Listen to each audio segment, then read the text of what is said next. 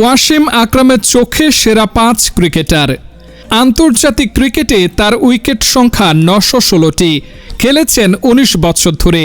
দীর্ঘ এই ক্যারিয়ারে ওয়াসিম আকরাম দুনিয়ার সেরা ব্যাটসম্যানদের ভুগিয়েছেন। কিন্তু তাকে ভুগিয়েছেন কোন ব্যাটসম্যান? সম্প্রতি এক পডকাস্টে পাকিস্তানের এই কিংবদন্তি পেসার তার 22 গজের জীবনের নানা দিক নিয়ে কথা বলেন। সেখানে তিনি তার চোখে সেরা 5 ক্রিকেটারের নাম তুলে ধরেছেন।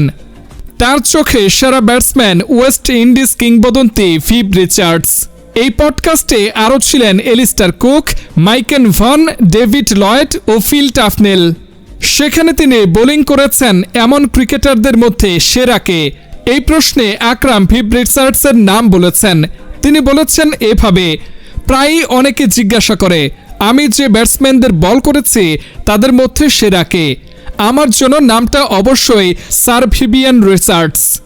এটি শুধু তার ব্যাটিংয়ের জন্য নয়, পুরো প্যাকেজ। তিনি যে কারিশমা নিয়ে চলতেন সবকিছুর জন্য।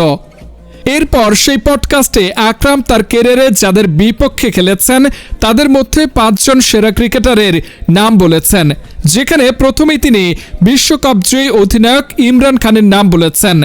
আমার তালিকায় শীর্ষে থাকবেন ইমরান খান।